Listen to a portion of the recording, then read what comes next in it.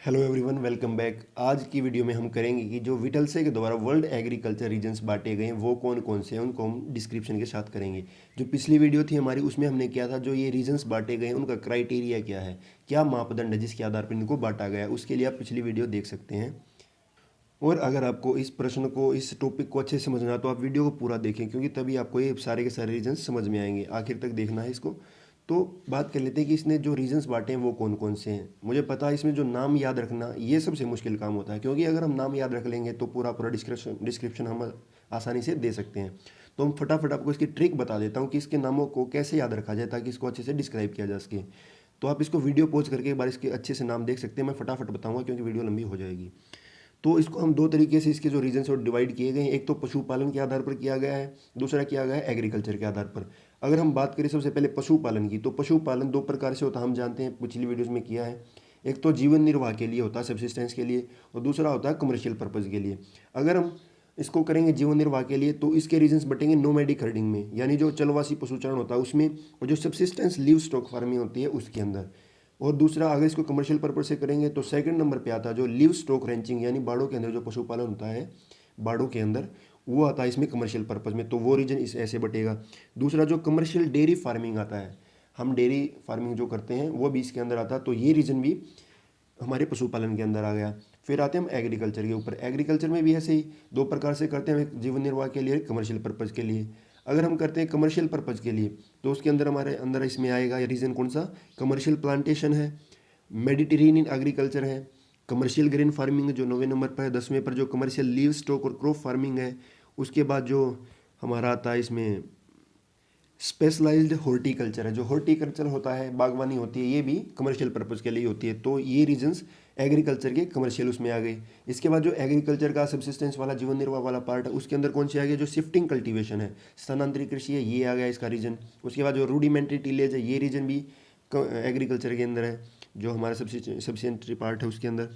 उसके बाद जो हमारा आता है एक और, ये है लीव स्टॉक, ये जो सॉरी सब्सिस्टेंट्री क्रॉप है, सब्सिस्टेंस क्रॉप है हमारी, ये भी इसके अंदर ही आ गया। तो ये इसके हो गए रीजन्स कैसे डिवाइड किए गए हैं, किस बेसिस पर, एग्रीकल्चर के ऊपर और पशुपालन के ऊपर। तो आप इसको एक बार पॉज करके अच्छे से देख लेना। अब बात करते हैं इनके डिस्क्रिप्शन की। सब्सिस्टेंस में ये रह गए थे जो पाँचवें और छठे नंबर के हैं, जो हमारा गहन जीविका निर्वाह कृषि यानी इंटेंसिव सब्सिस्टेंस टिलेज है। जो एक तो है चावल प्रधान, एक है बिना चावल के, यानी राइस डोमिनेटिंग और विदाउट राइस डोमिनेटिंग। तो ये बीसी के अंतर्गत आते हैं। अब देखते हैं इनका डिस्क्रिप्शन। तो सबसे पहला रीजन हमारा नोमैडिक हर्डिंग, यानी इसको हिंदी में बोलते हैं चलवासी पशुचारण। मैं इसको बता देता हूँ कि जितने भी हमारे रीजन है उसको हम 3 स्टेप में करेंगे। सबसे पहले उसका इंट्रोडक्शन हर रीजन का, उसके बाद उसकी लोकेशन क्या है वर्ल्ड वाइड और इंडिया में, और उसके बाद जो इसकी करेक्टरिस्टिक्स हैं, जो विशेषताएं हैं, वो करेंगे। तो सबसे पहले हम इसका नोमैडिक हर्डिंग है, चलवासी पशुचारण, इस रीजन को देखते हैं। तो इसका इंट्रोडक्शन है कि चलवासी पशुचारण क्या होता है। तो इसमें क्या होता है कि जो चलवासी पशुचारण होता है ना, इसमें जो चरवाहे होते हैं उनका बहुत बड़ा ग्रुप होता है, अपने जो पशु होते हैं उनको साथ में लेकर ये दूसरे स्थानों पर जाते हैं चराने के लिए, उसके पशुओं के खाने और पानी के लिए। इसका कारण ये होता है कि जिन क्षेत्रों में वो रहते हैं वहाँ पर जो क्लाइमेट कंडीशंस होती हैं उसके अनुकूल नहीं होती, या तो ज़्यादा गर्म होती हैं या ज़्यादा ठंडी होती हैं। अगर गर्मी की बात करें तो अगर ज़्यादा गर्म है तो इसमें इसकी लोकेशन क्या होगी, फिर जो हमारा अफ्रीका का सहारा मरुस्थल का एरिया, आप इसमें मैप में देख सकते हैं, जो पूर्वी अटलांटिक तट से लेकर चाड है, माली है, इन देशों से लेकर जो हमारा इथियोपिया तक आ जाएगा, जो केप ऑफ इसका, और उसके बाद आएगा जो सऊदी अरब का जो पठार है उस क्षेत्र में, उसके बाद ईरान, इराक, और जो मंगोलिया, और कुछ क्षेत्र यहाँ का भारत में भी आता है, जो राजस्थान का क्षेत्र हमारा थार रेगिस्तान वाला, वहाँ पर आता है। और अगर ठंडे की बात करें तो जो मंगोलिया से नीचे जो भारत का तिब्बत का पठार भारत के पास में, इस क्षेत्र में, और ऊपर जो हमारा टुंड्रा प्रदेश है वहाँ पर भी इसको किया जाता है। इन दोनों में क्लाइमेटिक कंडीशंस इसके अनुकूल नहीं है। अगर बात करें हम गर्मी की, तो गर्मी के अंदर इसकी करेक्टरिस्टिक्स क्या रहेंगी, यहाँ पर जो पशु होते हैं वो अलग अलग होते हैं गर्मी में सर्दी में। गर्मी में क्या होता है, यहाँ पर बकरियाँ होती हैं या फिर ऊँट होते हैं। ऊँट क्यों होते हैं, क्योंकि पानी की कमी होती है, वो ज़्यादा दिन तक जीवित रह सकते हैं बिना पानी के। बकरियाँ होती हैं क्योंकि यहाँ पर जो घास वगैरह होती है बहुत कम होती है, तो वो कम बहुत कम खाती हैं, इसके लिए उसको पाला जाता है।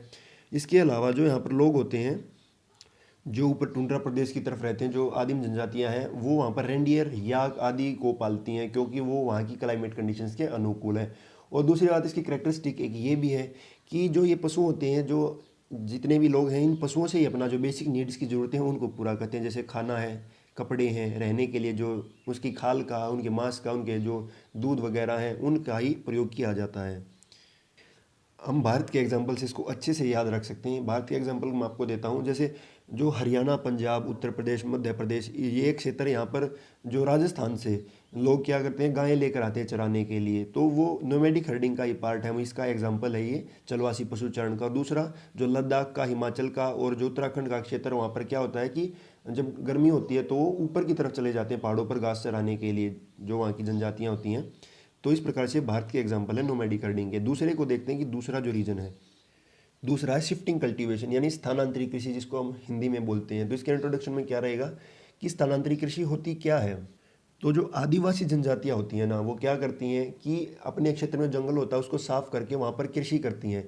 पहले उसको काटती हैं, फिर उसको जलाती हैं, और जो उसके बाद उस वहाँ पर कृषि करती हैं और अपनी आजीविका निर्वाह करती हैं।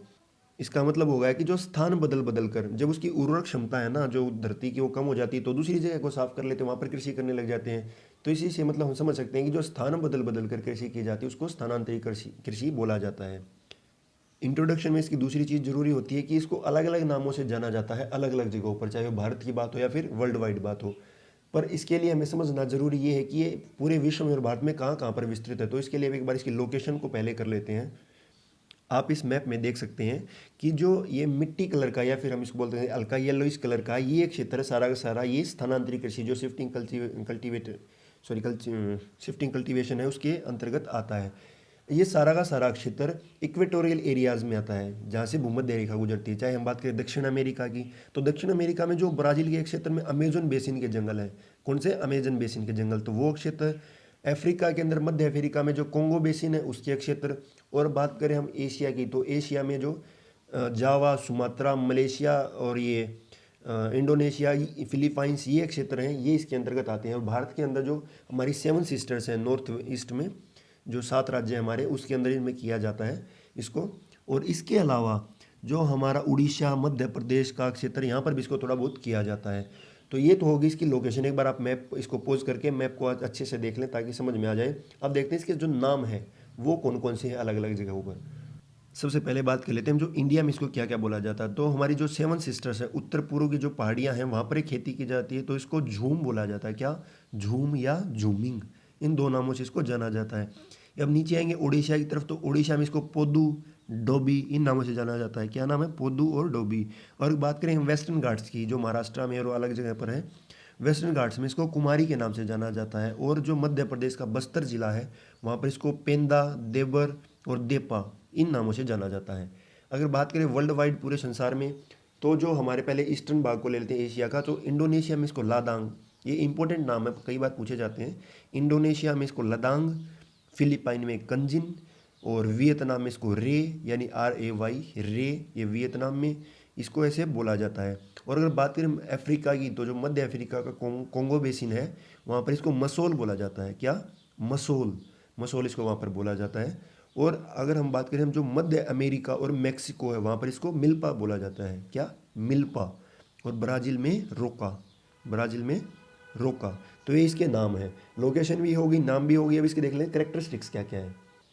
तो विशेषता इसकी सबसे पहले ये रहेगी कि इसको सिर्फ जीवन निर्वाह के लिए किया जाता है, कोई कमर्शियल पर्पज़ नहीं है। वहाँ के लोग इसको अपने जीवन निर्वाह के लिए करते हैं। दूसरा, जो इसकी जो फसल उगाने के लिए जो मेथड्स यूज़ किए जाते हैं वो प्रिमिटिव हैं, यानी जो प्राचीन प्रवृत्तियाँ हैं, आदिम काल से चली आ रही, उनके द्वारा किया जाता है। जैसे इसका अगर फसल को बोना तो कुदाली का प्रयोग करेंगे, हाथ से छड़ी से बोएंगे। अच्छा, इस तरीके से मतलब जो हमारे पुराने में हैं तौर तरीके, उनसे इसको बोया जाता है। तीसरा क्या है कि इसमें जो मैकेनिज्म होता है, मशीनीकरण बिल्कुल नहीं होता। यहाँ पर मशीनी की बात तो दूर की, जो ट्रैक्टर वगैरह है, यहाँ पर बैल का ही प्रयोग नहीं किया जाता इसके जुताई के अंदर। क्या, बैल का ही प्रयोग नहीं किया जाता। ये मतलब इस तरीके से हम समझ सकते हैं कि जो यहाँ का कल्चर हो किस तरीके से है, किस प्रकार से यहाँ पर कृषि की जाती है। तो मैकेनिज्म नाम की यहाँ पर कोई चीज़ है ही नहीं। और इससे आगे हम देखेंगे कि सारा का सारा काम है जो मनुष्य के द्वारा ही किया जाता है, जो मनुष्य की लेबर होती है उसके द्वारा किया जाता है। तो इसमें मानव श्रम अधिक है। इसमें फर्टिलाइजर्स, ये भी इसका करेक्टरिस्टिक है कि फर्टिलाइजर का इसमें यूज़ नहीं किया जाता। जो फर्टिलाइजर का है उसमें क्या होता है कि जब जंगल को साफ करते हैं, जो जलाते हैं, तो राख है उसी से इसको फर्टाइल कर लिया जाता है। और जब ये 2-4 साल के बाद उपजाऊ नहीं रहती है तो जो जगह है उसको बदल लिया जाता है, दूसरी जगह पर खेती करने लग जाते हैं। तो ये भी इसकी कैरेक्टरिस्टिक है। इसके अलावा क्या है, फर्टिलाइज़र आदि की जो प्रयोग ना करने की वजह से बोल सकते हैं। और दूसरा क्या है, जो यहाँ की ज़मीन है उसका जो स्वभाव, उसकी वजह से यहाँ का जो उत्पादन होता है और जो इसके टेक्निक्स है उसकी वजह से भी ये ऐसा है कि जो यहाँ पर उत्पादन होता है प्रति इकाई वो बहुत कम होता है, जो मुश्किल से ही जीवन निर्वाह, गुजारा ही मुश्किल से चल पाता है। इसके अलावा ये लोग सूअर वगैरह भी पालते हैं, जो इनके जो त्यौहार वगैरह होते हैं उनके ऊपर भी काम आते हैं। ये था शिफ्टिंग कल्टीवेशन यानी स्थानांतरित कृषि। अब अगला रीजन देखते हैं, उसको करते हैं। तो लीव स्टॉक रेंचिंग से पहले हम एक बार रूडिमेंट्री टिलेज को कर लेते हैं, क्योंकि ये शिफ्टिंग कल्टीवेटर से ही मिलता, कल्टी जो मरिवेशन है उससे मिलता जुलता है, इसलिए इसको पहले करना ठीक रहेगा। तो रूडिमेंट्री टिलेज जिसका मतलब होता है स्थानबद्ध कृषि, तो इसमें क्या होता है, इसकी कैरेक्टरिस्टिक्स उसी से मिलती जुलती हैं। इसमें भी आदिम जनजातियाँ इसको करती हैं ज़्यादातर। और ये जो इसका क्षेत्र है वो है मध्य है, जो अफ्रीका है उसके पास में किया जाता है। इसमें फ़र्क बस इतना है कि जो इसमें औजार प्रयोग किए जाते हैं वो थोड़े नए हैं। उसमें हम इसमें बैल वगैरह का और हल वगैरह प्रयोग कर लिया जाता है। और दूसरा क्या अलग है कि जो इसका प्रोडक्शन होता है वो थोड़ा ज़्यादा होता है और इसमें इनका गुजर बसर हो जाता है। तीसरा क्या है कि जो इनके एरियाज़ हैं, बड़े शहर हैं जो वहाँ के, उनके आसपास ही स्थित होते हैं, ताकि वहाँ पर इनका जो आना जाना है वो भी लगा रहता है। इसके अलावा जो पशु हैं वो भी यहाँ पर पाले जाते हैं, पालतू पशु, जो उनको बोझा ढोने के लिए, दूध आदि के लिए, मांस के लिए, इस प्रकार से उनको प्रयोग में लाया जाता है, जैसे गाय भैंस हैं उनको। और इसके अलावा एक चीज़ और है कि जो यहाँ पर उत्पादन ज़्यादा, उसके कारण जो इनका भरण पोषण अच्छे से हो जाता है, तो इनका जो लाइफ का जो हम कह सकते हैं कि जीवन स्तर है वो बहुत अच्छा है उनसे। तो ये था रूडिमेंट्री टिलेज। इसके बाद अगला रीजन करते हैं। तो अगला रीजन है कि लिव स्टॉक रेंचिंग, पशु संवर्धन। इसका इंट्रोडक्शन क्या है, तो पशु संवर्धन होता क्या है उसको समझते हैं। सबसे पहले हम जानेंगे कि जो रेंचिंग क्यों वर्ड यूज़ किया गया। तो रेंच होता है एक बाड़ा, बहुत बड़ा बाड़ा उसको कह सकते हैं हम। तो उन बाड़ों के अंदर पशुओं को पाल कर रखा जाता है कमर्शियल पर्पज़ के लिए, तो उसको बोलते हैं हम लिव स्टॉक रेंचिंग। यानी बड़े बड़े बाड़ों के अंदर पशुओं को पालना कमर्शियल पर्पज़ के लिए, वो लिव स्टॉक रेंचिंग कहलाता है। अब ये क्यों होता है, कहाँ पर होता है, वो और देख लेते हैं। इंट्रोडक्शन में ये बताना भी हमें ज़रूरी रहेगा कि ये यहाँ पर किया क्यों जाता है जो लिव स्टॉक रेंचिंग, क्योंकि जो ये क्षेत्र है यहाँ पर बारिश बहुत कम होती है। जो बारिश होती है वो 25 से 75 सेंटीमीटर के बीच में होती है, जिस कारण से यहाँ पर फसलें तो इतनी अच्छे रूप से अच्छी नहीं हो पाती हैं। तो जो घास के मैदान हैं वो यहाँ पर बहुत आयत में, बहुत ज़्यादा मात्रा में पाए जाते हैं, और उसी के अकॉर्डिंग ही यहाँ पर जो पशुपालन है वो किया जाता है अपने कमर्शियल पर्पज़ के लिए। दूसरा ये है कि ज़्यादा बारिश तो है, बारिश कम तो है, पर ये जो ये क्षेत्र है बहुत ज़्यादा सूखे हैं उसके कारण से, पर पूरे रूप से रेगिस्तान में नहीं बदले हैं। इस कारण से यहाँ पर घासें अच्छे रूप से उगाती हैं। तो अगर घासें अच्छी उगाती हैं तो मतलब ये पूरे घास के मैदान हो गए। तो इससे इसके लोकेशन में समझने में आसानी होगी कि ये कहाँ कहाँ पर पाए जाते हैं। जो लिव स्टॉक रेंचिंग के एरियाज़ हैं वो कौन कौन से हैं, क्योंकि ये घास के मैदान है। तो देखते हैं एक बार कौन कौन से इसके ये क्षेत्र हैं।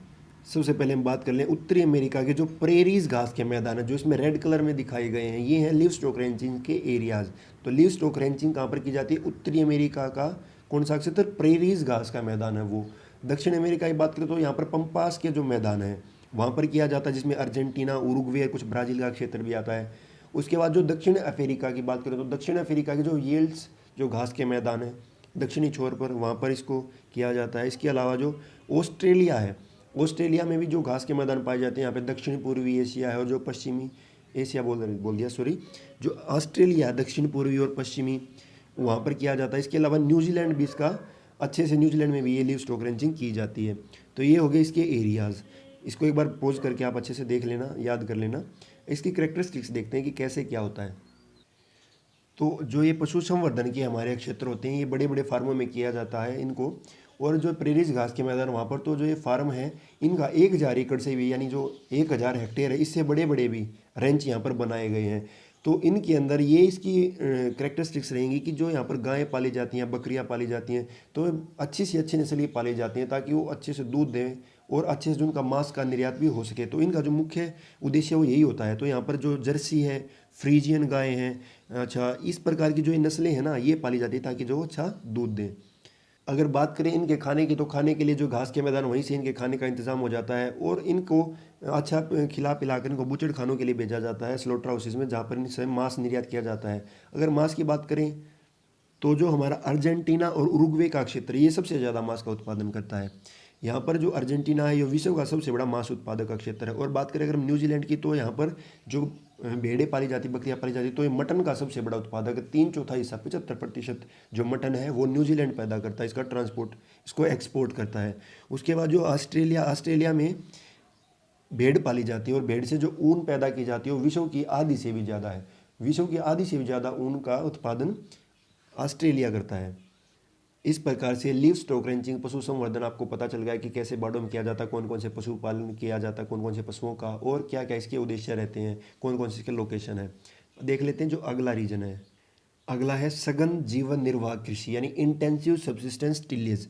इसको दो पार्टों में डिवाइड किया गया, एक तो चावल प्रधान है राइस डोमिनेटेड, एक विदाउट राइस डोमिनेटेड है। इसमें क्या होता है, जो निर्वाह कृषि होती है हमारी, इसकी मुख्य विशेषता यह है कि जो हमारे इंट्रोडक्शन में, कि जो यहाँ पर फसल का उत्पादन किया जाता है उसका उपभोग, उसका यूज जो उत्पादन करता है किसान, वो खुद अपने परिवार के गुजारे बसारे के लिए करता है। इसको कमर्शियल पर्पज़ के लिए इसका यूज़ नहीं होता है। तो यहाँ पर ये दो प्रकार की जो सघन निर्वाह कृषि प्रचलित है वो कौन सी है, एक तो धान प्रधान है और एक जो गेहूँ है, दाल है, मक्का, जो दूसरी हैं जहाँ पर धान नहीं हो सकते वो हैं। तो सबसे पहले करेंगे हम जो चावल प्रधान कृषि है वो। तो जो धान प्रधान कृषि है सबसे पहले उसको करते हैं। इसकी सबसे पहले करें हम कैरेक्टरिस्टिक्स क्या क्या है, विशेषता क्या क्या है।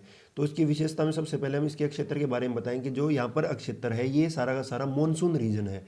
मानसून रीजन में आपको पता है कि जो हमारा एशिया का क्षेत्र आता है यहाँ पर जनसंख्या कितनी अधिक है, तो इसके कारण से जहाँ पर यहाँ पर जीवन निर्वाह के लिए इसको किया जाता है। और दूसरा क्या है कि जो यहाँ पर खेती की ज़मीन है वो बहुत कम है, उसको बहुत छोटी छोटी जोतों में बांटा गया, छोटे छोटे क्षेत्र हैं। तो इस कारण से वहाँ पर उत्पादन होता तो ज़्यादा है पर वो बहुत कम, मतलब लोगों के अंदर बट जाता है उसका हिस्सा।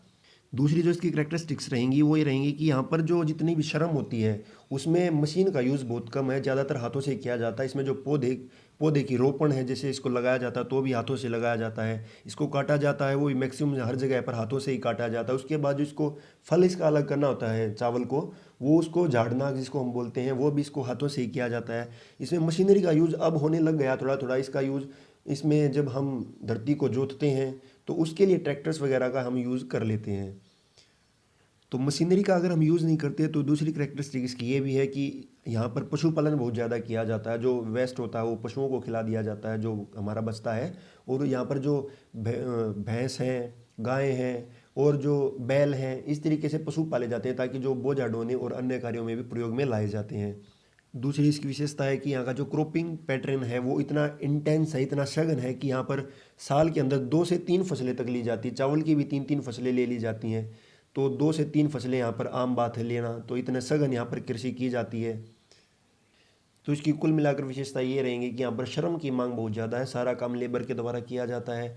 फिर इसमें मैकेनिज्म का कोई यूज़ नहीं है, सारा काम हाथों से ही होता है। तो मशीनीकरण का यहाँ पर कोई प्रयोग नहीं किया जाता। फर्टिलाइजर्स का भी, कीटनाशक का भी यूज़ किया जाता है जो बहुत महंगा होता है यहाँ पर। इसके अलावा गायें, भैंस और जो बैल वगैरह पाले जाते हैं ताकि जो दूध के और ट्रांसपोर्टेशन के काम आ सकें। इसके अलावा जो यहाँ पर जो वेस्ट बचता है वो उनको खिला दिया जाता है जो पशु ये पालते हैं। बस कुछ क्षेत्र ही ऐसे हैं जहाँ पर उपकरण और औजार प्रयोग किए जाते हैं, जैसे जो हमारा जुताई के लिए हमारे ट्रैक्टर्स का प्रयोग किया जाता है। अब इसकी एक बार लोकेशन देख लेते हैं ताकि जो सारी कैरेक्टरिस्टिक्स हैं वो आसानी से हमारी समझ में आ सकें।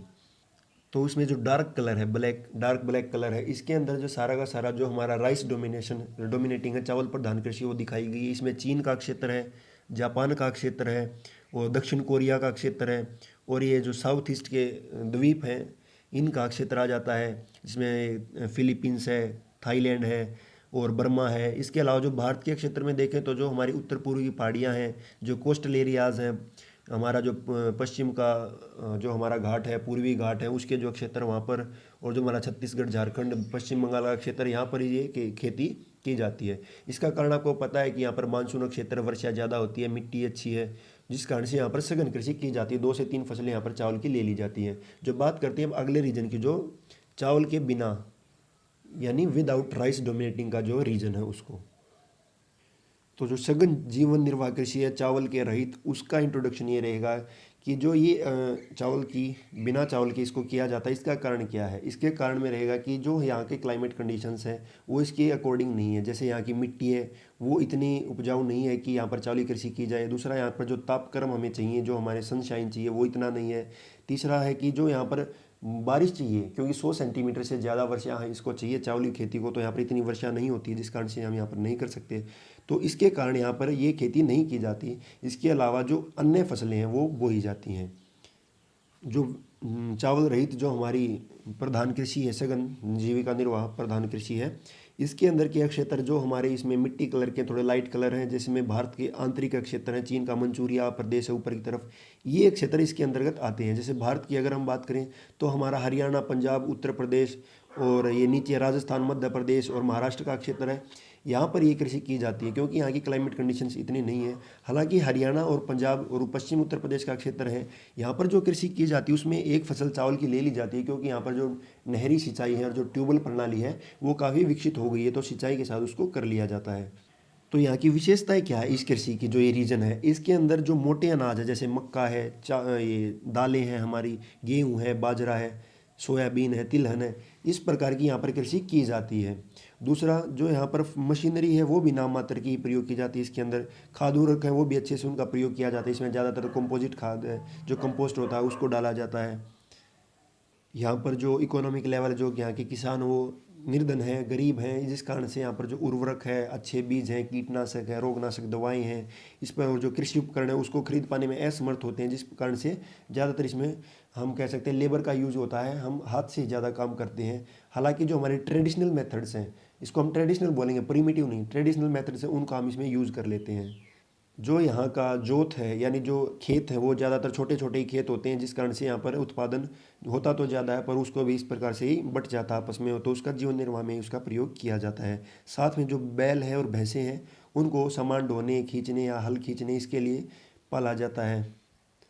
तो जो ये इसकी विशेषताएं रहेंगी, जो हमारी सघन निर्वाह कृषि है विदाउट राइस डोमिनेटिंग, और जो राइस डोमिनेटिंग हमने वो भी कर लिया है। तो अब देखते हैं जो अगला रीजन है। अगला हमारा रीजन है कमर्शियल ग्रेन फार्मिंग यानी विस्तृत वाणिज्य अनाज कृषि। ये जो हमने किया था कि जो नोमैडिक हर्डिंग था उसमें जो ऊपर के क्षेत्र थे टुंड्रा के आसपास के, जो ये क्षेत्र वहाँ पर वो कार्य थे जो उनके पशुचारण के वो सिमट गए हैं और उन क्षेत्रों पर कब्जा कर लिया गया। जो ये बड़े बड़े फार्म वहाँ पर बना दिए गए हैं और वहाँ पर विस्तृत वाणिज्य अनाज कृषि ये किया जाता है और इसका ये नाम दिया गया उसको। इन क्षेत्रों में ये हमारे ऊपर रशिया का और जो कुछ यूरोप का क्षेत्र इसके अंदर आता है, नॉर्थ अमेरिका और कनाडा के कुछ क्षेत्र इसके अंदर आते हैं, साउथ अमेरिका का थोड़ा सा रीजन इसके अंदर आता है, साउथ अफ्रीका का थोड़ा सा रीजन इसके अंदर आता है, और कुछ जो हमारा दक्षिण ऑस्ट्रेलिया है ये क्षेत्र इसके अंदर आता है।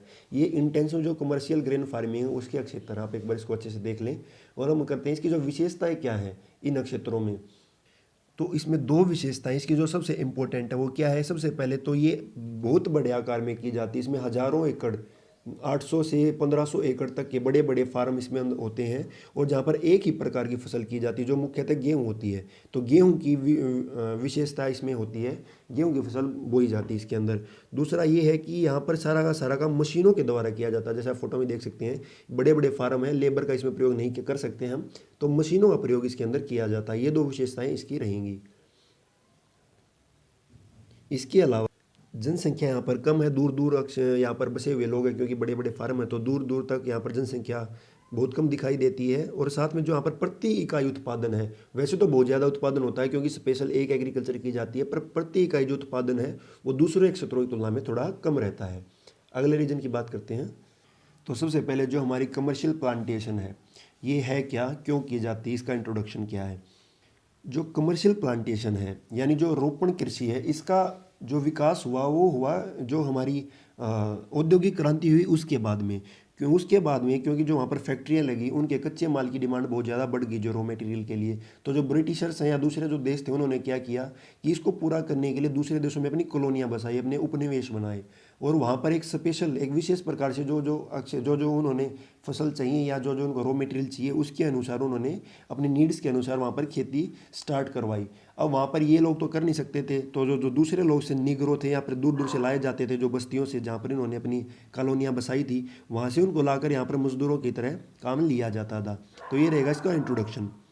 तो जहाँ पर ये क्रॉपिंग पैटर्न यूज़ किया गया, इसको लागू करवाया गया, उन क्षेत्रों में जो उसकी कॉलोनियाँ थी वहाँ पर इनको लागू किया गया। तो इन कॉलोनियों के क्षेत्र हैं, हम देखें तो दक्षिण अफ्रीका, जो हमारा अफ्रीका है वहाँ पर दक्षिण की साइड में जो घाना का क्षेत्र है, जो कॉन्गो बेसिन का क्षेत्र, वहाँ पर इसको लागू किया गया। वहाँ पर कोकोआ और कॉफ़ी की पौध लगाई गई और वहाँ पर इनके बड़े बड़े फार्म स्थापित किए गए। और इसके अलावा जो उत्तरी अमेरिका के पास में जो हमारे पश्चिमी द्वीप समूह वेस्टर्न आइलैंड्स हैं, वहाँ पर जो गन्ना है, गन्ने के बड़े बड़े फार्म वहाँ पर लगाए गए, वहाँ पर जो मजदूर हैं उनको लाया जाता था दूर दूर से, वहाँ पर एक करवाया जाता था। और इसके अलावा जो भारत और श्रीलंका है, यहाँ पर चाय के और रबड़ के बागान यहाँ पर लगाए गए बहुत बड़े बड़े।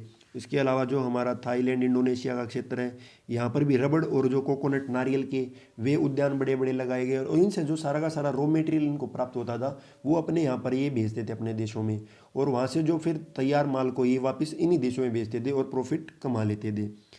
इस प्रकार से जो हमारी प्लांटेशन एग्रीकल्चर है, इसको कमर्शियल यूज से इन्होंने इसको विकसित किया था। तो ये था हमारा जो रीजन प्लांटेशन एग्रीकल्चर का। अगला है मेडिटेरेनियन एग्रीकल्चर, यानी जो भूमध्य सागरीय कृषि है। अब इंट्रोडक्शन तो इसका साफ नाम से ही पता चल गया कि जो भूमध्य क्षेत्र है होता है हमारे, जो भूमध्य सागर उसके आसपास के क्षेत्रों में इसको किया जाता है। उसका एक बार लोकेशन देख लेते हैं कि कौन कौन से देश हैं। तो जो इस प्रकार का जो इस रीजन का क्षेत्र आता है, जो भूमध्य सागरीय कृषि होती है, ये हमें ये याद रखना है कि 30 डिग्री से 40 डिग्री जो अक्षांश है उनके बीच में पाया जाता है। ये अकेले भूमध्य सागर के आसपास का नहीं है, बल्कि 30 और 40 डिग्री अक्षांश है वहाँ पर ये पाया जाता है। जैसे कैलिफोर्निया है उत्तरी अमेरिका का, इस क्षेत्र में भी मेडिटेरियन एग्रीकल्चर की जाती है। साउथ अमेरिका का सेंट्रल चिली का पार्ट है, और जो केप टाउन का अफ्रीका में केप टाउन का पार्ट है वहाँ पर भी, और वेस्टर्न साउथ ऑस्ट्रेलिया है यहाँ पर भी इसको किया जाता है। इसके अलावा जो इसका मुख्य क्षेत्र वो रहेगा इसके जो भूमध्य सागर है उसके आसपास का क्षेत्र। और इन देशों में आते हैं इटली है, फ्रांस है, स्पेन है, टर्की है, और इसके आसपास के जो दूसरे देश हैं जैसे सर्बिया है, ग्रीस है, अल्बानिया है, बुल्गारिया है, और इसके अलावा और भी कई देश हैं। और इसके अलावा साथ साथ में जो दक्षिण जो हमारा अफ्रीका है, अफ्रीका का जो ये बेल्ट है इसके साथ में लगती है भूमध्य सागर के, इसमें अल्जीरिया का क्षेत्र है, लीबिया का क्षेत्र है, मिस्र का क्षेत्र है, इनके अंदर भी ये की जाती है जो हमारी कौन सी है, मेडिटेरेनियन एग्रीकल्चर है। इस रीजन की सबसे बड़ी जो करेक्टरिस्टिक विशेषता है वो ये है कि जो भूमध्य सागरीय जलवायु है वो इसके बहुत अनुकूल है। वहाँ पर जो हमारी ठंड होती है शीत ऋतु में, वहाँ पर इसमें बारिश होती है, और गर्मी होती है जब वहाँ पर आर्द्र होती है, वो क्षेत्र शुष्क हो जाता है। पुराने टाइम से यहाँ पर अंगूरों की खेती, जैतून की, इस प्रकार से खेती की जाती रही है। और जो ये क्षेत्र है सारा का सारा ये शराब के लिए फेमस है, क्योंकि अंगूरों से यहाँ पर शराब बनाई जाती है। और इसके अलावा जो किशमिश वगैरह हैं और दूसरे कुछ चीज़ें हैं वो भी अंगूरों से यहाँ पर बनाई जाती है उसको सुखाकर। तो इसलिए ये रीजन बहुत ज़्यादा फेमस है, जो मेडिटेरेनियन एग्रीकल्चर वाला रीजन है ये। इसके साथ साथ जो इसकी दूसरी विशेषताएं हैं वो ये है कि जो मैदानी क्षेत्र है वहाँ पर जो सामान्य कृषि जैसे गेहूँ और जो वहाँ पर उत्पादन किया जाता है, और जो हमारे स्लोप हैं पहाड़ों के, वहाँ पर जो मीठे फल हैं, खट्टे मीठे फल अंगूर हैं, इनकी खेती की जाती है। और जो पहाड़ियों के ऊपरी क्षेत्र है वहाँ पर भेड़ बकरी हैं उनका पालन किया जाता है, वहाँ पर उनके फार्म लगाए गए हैं। क्योंकि जब बारिश होती है तो वहाँ पर अच्छी घास पैदा हो जाती है, जिस कारण से वहाँ पर उनका चरागाह बन जाता है, और भेड़ बकरियों से भी उनकी नीड्स होती हैं वो पूरी होती हैं। जैसे उनके ऊन वहाँ से, और ऊन है, मांस है, इस प्रकार से वो वहाँ पर प्राप्त करते हैं उनसे। इसके अलावा ये कमर्शियल फार्मिंग ही है एक तरीके से, आपको पता है कि यहाँ पर जिसको सारा का सारा इसको एक्सपोर्ट किया जाता है यहाँ से, जो दारू बनती है या फिर जो दूसरे कार्य होते हैं। तो आपको सबसे अच्छी तरीके से इसको ये याद रखना है कि जो ये क्षेत्र है मेडिटेरेनियन का, यहाँ पर इसको सिट्रस फ्रूट्स के लिए, जो खट्टे फल हैं उनके लिए इसको जाना जाता है, और एक शराब उत्पादन के लिए जाना जाता है। अगले रीजन पर देखते हैं। अगला रीजन है commercial live stock and crop farming, इसको हम मिक्स फार्मिंग बोल सकते हैं। जो मिक्स फार्मिंग का ये एरिया आता है, ये रीजन कौन कौन से हैं, इसमें हमारा मध्य अमेरिका है, उसके अलावा दक्षिण अमेरिका में जो अर्जेंटीना और उरुग्वे के पास का थोड़ा क्षेत्र है, दक्षिण अफ्रीका का थोड़ा क्षेत्र है, और जो मध्य यूरोप पूरा पूरा है उसके अंदर ये ज़्यादातर किया जाता है। तो इसकी सबसे बड़ी विशेषता यही है कि इसमें जो पशु और फसल दोनों को मिक्स करके यहाँ पर अपना कार्य करते हैं। ये फसल भी पैदा करते हैं, पशुपालन भी करते हैं, और दोनों से लाभ कमाते हैं। जैसे जो हम अमेरिका की बात करें तो वहाँ पर जो कॉर्न बेल्ट है, मक्के की बेल्ट है, गेहूं का क्षेत्र है जो प्रेरीज का, वहाँ पर अच्छी फसल होती है, और उसके साथ ही यहाँ पर पशुपालन करते हैं। जो मक्का होता है वो पशुओं को खिलाया जाता है, खिला उनको मोटा कर दिया जाता है, और जैसे मैंने बताया स्लोटर हाउसेज में उनको भेज दिया जाता है, वहाँ से मांस का उत्पादन होता है, और मांस को एक्सपोर्ट कर दिया जाता है। इस प्रकार से ये डबल प्रॉफिट कमाते हैं इससे मिक्स फार्मिंग करके। और इसके अलावा जो ब्रिटेन और नीदरलैंड्स के जैसे जो देश हमारे स्कैंडिनेवियन कंट्रीज है, वहाँ पर तो स्पेशल अनाज को खरीद कर मवेशियों के लिए, इनके लिए उनको खिलाया जाता है, उनको मोटा ताज़ा किया जाता है, और उनसे मांस प्राप्त किया जाता है। इसके अलावा जो हमारा जर्मनी का क्षेत्र, वहाँ पर आलू वगैरह का उत्पादन किया जाता है, आलू है, चुकंदर है उनका, और इनको खिलाया जाता है सुअरों को। स्पेशल इसके लिए ही इनको मोटा ताज़ा किया जाता है ताकि मांस का उत्पादन किया जा सके। तो खेती और पशुपालन मांस के लिए, ये दोनों मिक्स फार्मिंग हो गई। तो ये जो रीजन है ये मिक्स फार्मिंग के अंदर आते हैं। तो इस मिक्स फार्मिंग को हम बोलेंगे commercial live stock and crop farming. अगला रीजन देखते हैं।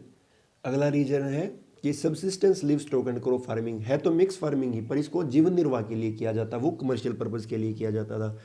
तो ये ऐसा क्यों? इसके अंदर क्या होता है, इसमें हम एग्जांपल ले सकते हैं हम खुद अपने देश भारत का ही। यहाँ पर पशुपालन भी होता है और फसल भी उगाई जाती हैं। तो इसमें सारा सारा जीवन निर्वाह के लिए होता है, क्योंकि उनके पास ना तो इतना क्षेत्र है कि वो इतनी ज़्यादा फसल उगा सकें, और ना ही इतना क्षेत्र, उनके पास इतना धन है कि बड़े क्षेत्र पर पशुपालन कर सकें। तो अपना वो क्या करते हैं, कृषि करते हैं, उससे जो अनाज पैदा होता है उससे अपना भरण पोषण करते हैं। जो चारे की फसलें बच जाती हैं उनसे पशुओं को खिला देते हैं, और पशुओं से फिर दूध और ऊन और जो मांस वगैरह है उसको प्राप्त कर लेते हैं। इस प्रकार से जो ये मिक्स फार्मिंग होगी, लिव स्टॉक और क्रॉप फार्मिंग, ये सबसिस्टेंस होगी, जीवन निर्वाह के लिए होगी। अब देखते हैं जो अगला एग्रीकल्चर रीजन उसको। जो डेयरी फार्मिंग है, क्या दूध है, दूध से बने जो जितने भी उत्पाद हैं जैसे मक्खन है, पनीर है, या फिर जो दूसरे चीज़ें हैं, तो उनका उत्पादन करना ही मवेशी पालन के द्वारा दूध और दूध से बने जितने उत्पाद हैं उनका उत्पादन करना डेयरी फार्मिंग कहलाता है। जो डेयरी फार्मिंग ये होता है, इसमें इसका मुख्य उद्देश्य दूध उत्पादन और दूध से जुड़े जितने उत्पाद हैं वही होता है। और इसकी करेक्टरिस्टिक्स क्या क्या रहती हैं कि इसके अंदर सबसे पहले तो जो श्रम होता है, जो पूंजी होती है, वो सबसे ज़्यादा चाहिए। डेयरी का जो ये हमारी व्यवस्था है इसमें पूंजी का उपयोग सबसे ज़्यादा होता है, क्योंकि बड़े बड़े स्ट्रक्चर्स बनाने पड़ते हैं, इंफ्रास्ट्रक्चर खड़ा करने की ज़रूरत होती है। फिर जो जितना हम दूध उत्पादन करते हैं उसके लिए मशीनें चाहिए, क्योंकि दूध निकालना, इतनी ज़्यादा गायें हैं या फिर जो दूसरे जानवर हैं उनका दूध निकालने के लिए मशीनें चाहिए, दूध को ठंडा रखने के लिए फ्रीजर चाहिए, खाद्य पदार्थ हैं जितने हमारे उनको सुरक्षित रखने के लिए टावर चाहिए, और जो चारा तो बहुत ज़्यादा चाहिए चाहिए इनको, इन सबको खिलाने के लिए। इसके अलावा इनको अगर बीमारी से बचाने के लिए दवाएं हैं और जो दूसरी चीज़ें हैं वो भी चाहिए। तो इसमें सबसे ज़्यादा तो चाहिए पैसा, और दूसरे नंबर पे चाहिए मैकेनिज्म, मशीनीकरण का और पूंजी का सबसे ज़्यादा उपयोग डेयरी फार्मिंग हम कह सकते हैं होता है। तो ये इसकी विशेषताएं हैं। बात कर लेते हैं जो इसका अक्षेत्र कहाँ कहाँ पर ये किया जाता है। तो इसमें अमेरिका का क्षेत्र आता है। आप सोचेंगे कि अमेरिका का क्षेत्र हर बार बताया जाता है, तो जो ये क्षेत्र है, जो हमारी डेयरी बेल्ट है, ये लेक रीजन के आसपास होती है, जो जितनी हमारी झीलें हैं वहाँ पर उसके आसपास का क्षेत्र है। इसके अलावा जो दूसरा मैंने बताया था वो पूर्वी अमेरिका, मध्य अमेरिका, वो अलग अलग रीजन थे जहाँ पर प्रेरीज थे और कॉटन बेल्ट थी, वो अलग था। ये डेयरी फार्मिंग होती है जो हमारी, ये वहाँ पर लेक रीजन है, जो हमारी जितनी लेक्स हैं उनके आसपास का क्षेत्र है। इसके अलावा यूरोप का क्षेत्र है। यूरोप की बात करेंगे तो उत्तरी यूरोप है, जो हमारा तटीय क्षेत्र है, उसके साथ ये किया जाता है, और उसको आगे तक इसको हम बेल्ट को खींच सकते हैं, इतना लंबा इसको, ये क्षेत्र सारे इसके अंदर आते हैं। जो कमर्शियल लीव स्टॉक था वो मध्य यूरोप में किया जाता था, ये उत्तरी जो तटीय क्षेत्र है वहाँ पर किया जाता है इसको। इसके अलावा न्यूजीलैंड और जो दक्षिण ये ऑस्ट्रेलिया है, इसके अंतर्गत भी डेयरी फार्मिंग होती है। तो ये इसके रीजन है डेयरी फार्मिंग के जो मुख्य क्षेत्र हैं। इसके अलावा हमारा ऊपर स्कैंडिनेविया का क्षेत्र भी आता है, जिसमें नीदरलैंड और डेनमार्क शामिल होते हैं। और अगर प्रति गाय दूध के उत्पादन की बात करें साल के औसत से, तो नीदरलैंड और डेनमार्क, सबसे ज़्यादा नीदरलैंड, उसके बाद डेनमार्क, ये सबसे ज़्यादा दूध उत्पादन करते हैं। यूएसए और कनाडा सबसे नीचे आते हैं इसमें। तो ये रीजन था हमारा कमर्शियल डेयरी फार्मिंग का, जो अमेरिका का लेक रीजन है, तटीय क्षेत्र है ब्रिटेन का, और जो यूरोप का, नीदरलैंड्स का, डेनमार्क का, वहाँ पर ही सबसे ज़्यादा किया जाता है। इसके बाद न्यूजीलैंड का और ऑस्ट्रेलिया का भी नंबर आता है, और सारा सारा दूध के उत्पादन के लिए इसको किया जाता है। अगला रीजन देखते हैं। अगला रीजन जो डिवाइड किया है वो है हॉर्टिकल्चर रीजन, यानी बागवानी कृषि। ये हॉर्टिकल्चर बागवानी होता क्या है, साग सब्जी जितनी हमारी होती हैं, फल फूल होते हैं, उनका उत्पादन करना कमर्शियल पर्पज से, उसको हॉर्टिकल्चर बोला जाता है। अमेरिका में इसका दूसरा नाम भी दिया गया है, जिसको ट्रक फार्मिंग बोलते हैं। इसको क्या बोलते हैं, ट्रक फार्मिंग। ट्रक फार्मिंग क्यों कहा जाता है, क्योंकि जो अमेरिका का रीजन जहाँ पर ये उगाए जाते हैं, ये हॉर्टिकल्चर होता है, वहाँ से मार्केट में पहुँचाने के लिए रातों रात ट्रकों की व्यवस्था होती है, वो पूरा सफ़र तय करते हैं, जिस कारण से इसको ट्रक फार्मिंग भी बोला गया।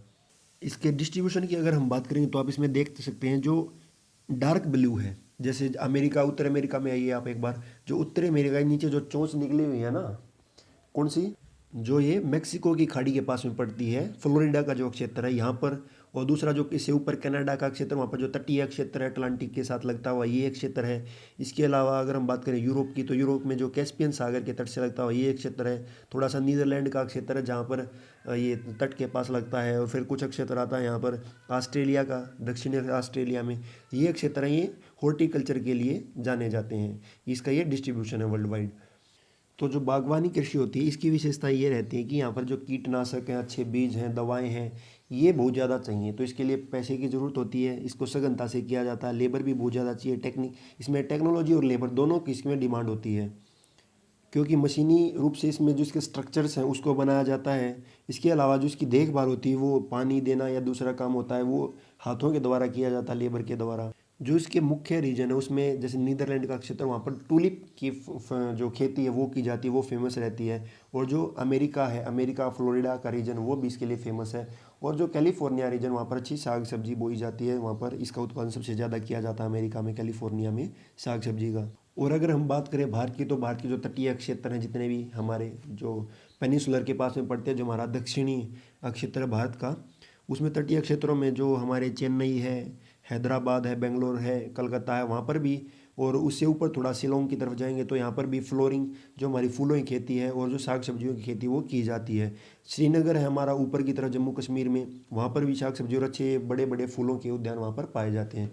तो इस प्रकार से जो ये हॉर्टिकल्चर होता है ये भी एक कमर्शियल क्रॉप है। तो जो विटलसे का आखिरी रीजन था वो था हॉर्टिकल्चर, कमर्शियल हॉर्टिकल्चर। ये हो गई 13 के 13 रीजन। आप इसको अच्छे से एक बार समझना, देखना, और आपको ये अच्छे से समझ में आ जाएगा। आप इसको मैप के साथ और इंट्रोडक्शन के साथ और इसकी करेक्टरिस्टिक्स के साथ करोगे तो आप इसको अच्छे से लिख भी सकोगे। अगर आपने वीडियो को पूरा देखा है और ये आपको अच्छे से समझ में आई है तो हमारे चैनल को सब्सक्राइब भी कर दीजिए, ताकि जो दूसरी वीडियोज़ हैं वो आप देख सकें। और इसके लिए आप बेल आइकन भी दबा दीजिए, ताकि उनका आने वाली वीडियोज़ का नोटिफिकेशन आप तक पहुँच जाए।